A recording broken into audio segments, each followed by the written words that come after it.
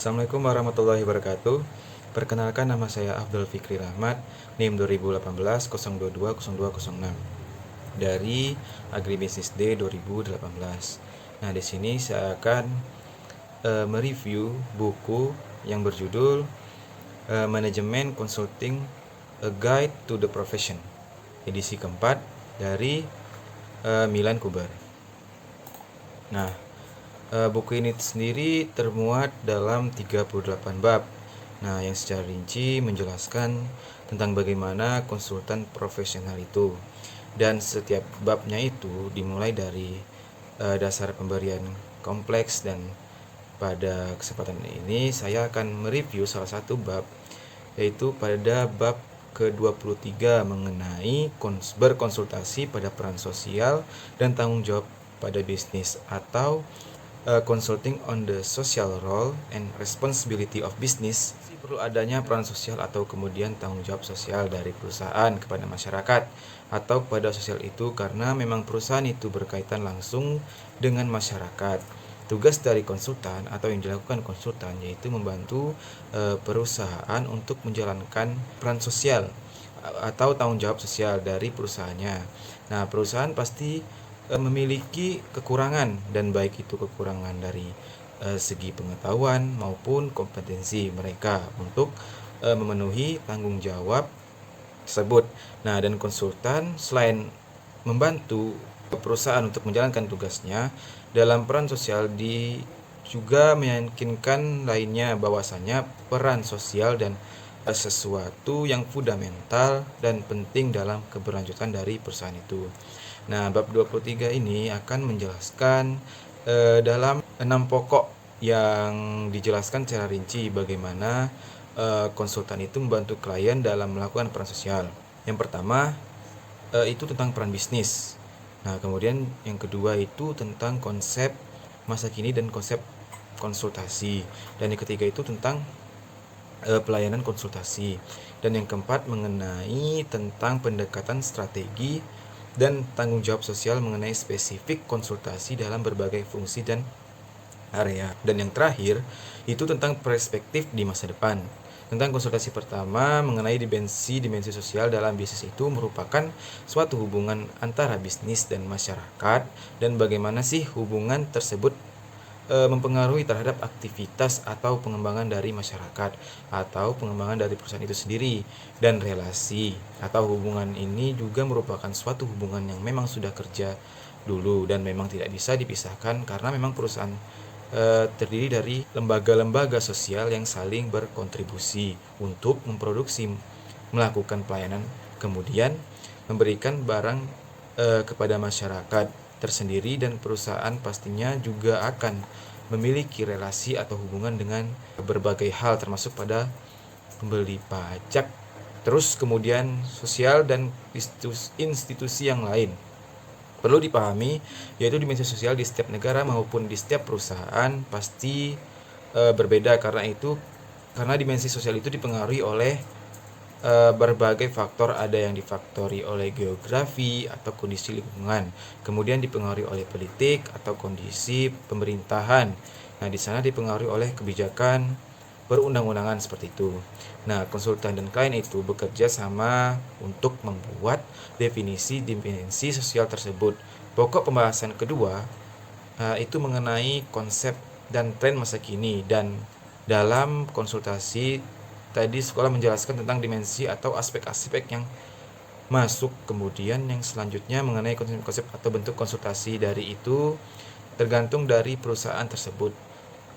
Nah, bentuknya seperti apa dan peran sosial yang diperlukan seperti apa itu dipengaruhi oleh beberapa hal dari kebijakan pemerintah, seperti akan sangat berbeda antara pemerintah komunis dan demokratis, itu akan berbeda dalam manajemen uangnya, dan perusahaan seperti apa tuh mengikuti dari kebijakan tersebut.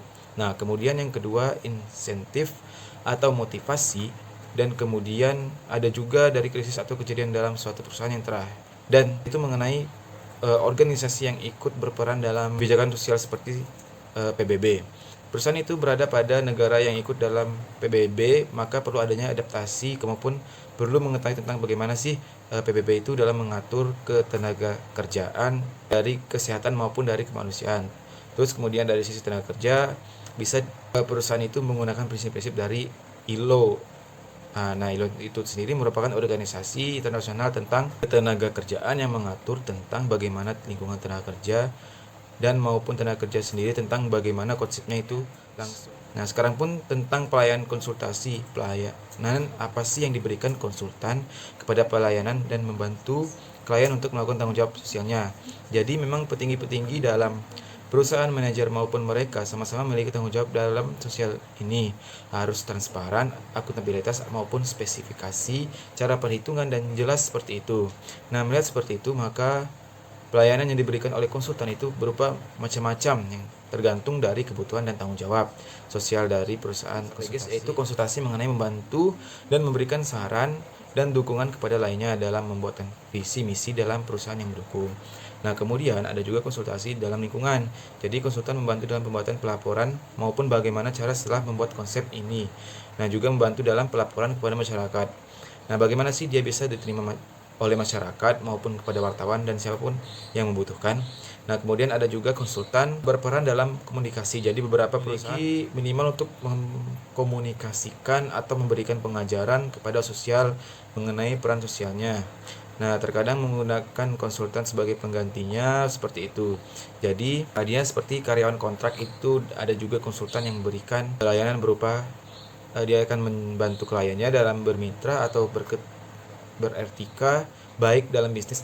Jadi memang dalam misalnya perusahaan yang berhubungan dengan perusahaan lain maupun dengan masyarakat itu memiliki etika tertentu atau aturan yang baik, maka yang perlu dipahaminya itu konsultan harus paham banyak ya, pengetahuan memang harus terus berkembang karena memang yang digunakan dalam perusahaan yaitu mengenai pendekatan strategis dan bertanggung jawab. Nah, perusahaan ini langsung tadi pelayanan seperti apa, jadi konsultan itu membantu dari pembuatan KTP sampai ke penilaian dalam pendekatan strategi dan penanggung jawab sosial. Ini tuh termuat dalam 3 langkah utama yang disingkat dalam PLN atau total manajemen dalam 33 langkah. Yang pertama pendekatan strategi dan kepemimpinan, yang kedua itu implementasi dan praktiknya, integrasi, dan yang terakhir penilaian atau evaluasi integrasinya. Nah, setelah memahami poin-poin dan konsultasi sosial kemudian masuk dalam praktiknya dan kemudian evaluasi atau penilaian apakah sudah benar. Dan nomor 5 itu mengenai spesifik konsultasi yang spesifik dalam fungsi-fungsi dan area dalam berbisnis, yaitu seperti apa. Nah, pasti memiliki bisnis yang berbeda, bentuk fungsi dan area-area kinerja mereka berbeda-beda, maka perusahaan itu memerlukan bantuan konsultan untuk memahami bagaimana bisnis itu tuh bisa berkembang dengan baik seperti apa. Maka perlu belajar terus. Bab 6 itu mengenai perspektif di masa depan. Setelah diketahui tentang konsultan bagaimana dia dipengaruhi oleh apa dan seperti siapa, maka perlu dipahami bahwa konsultan itu memiliki peluang khusus dan unik dalam pekerjaan karena akan banyak hal yang berubah, seperti contohnya di dalam lingkungan. Seperti di India tuh ada krisis sesuatu yang membuat perusahaan di negaranya tuh memberikan lebih tentang kesehatan atau sebagai maka konsultasi itu perlu belajar terus menerus karena memang peluang menjadi konsultan saat ini karena semakin lama semakin berubah, semakin lama kondisi lingkungan maupun masyarakat semakin diubah, maka konsentrasi sangat diperlukan untuk membantu para perusahaan dan berkembang dalam dinamika dalam permasalahan. Inti dari buku ini memang bagus pada bab 23 ini. Jadi intinya itu memang peran sosial yang bertanggung jawab sosial itu penting dalam perusahaan untuk diperhatikan karena urusan bisnis kita perlu survive dan beradaptasi dengan lingkungan. Maka dari itu konsultan perlu belajar dan perlu memahami dinamika dari perusahaan maupun lingkungan. Nah, sekian review dari saya, semoga bermanfaat. Wassalamualaikum warahmatullahi wabarakatuh.